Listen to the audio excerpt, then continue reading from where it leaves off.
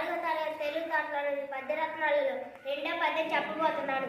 ఈ పద్యాన్ని రాసింది బద్రీనాగారు. పుత్రోత్సాహము తండ్రికి పుత్రుడు జన్మించినప్పుడే పుట్టదు జనుల పుత్రుడి గనుగను పొగడగా పుత్రోత్సాహము నాడు పొందుల సుమతి.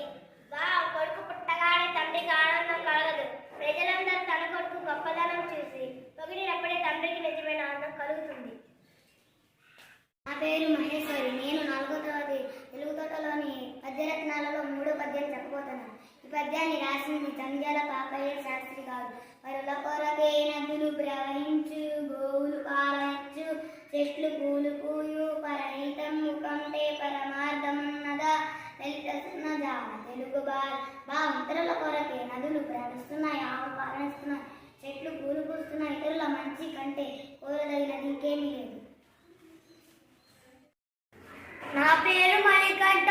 నేను 4వ తరగతి తెలుగు తోటలోని పద్యరత్న పాఠంలోని 4వ పద్యం చెప్పబోతున్నాను. ఈ పద్యం రాసింది బద్రీనాగారు. బలవంతుడా నాకేమని పలువురితో నిగ్రహించి పలుకుటవేళ బలవంతమైన సర్పము చలిచి చేతు చిక్కి చావులే సుమతి. నేను బలవంతుని అనే గర్వంతో ప్రవర్తించకూడదు. ఎందుకంటే ఎంతటి బలవంతుడైనా కొన్ని సమయాలలో తనకన్నా తక్కువ బలం కలవాలి చేతులలో ఓడిపోయే అవకాశం ఉంది. చీమల కంటే పాము బలమైంది కదా, అయినా చీమల గుంపు పామును కుట్టి చంపేయగలరు. క్లాప్స్.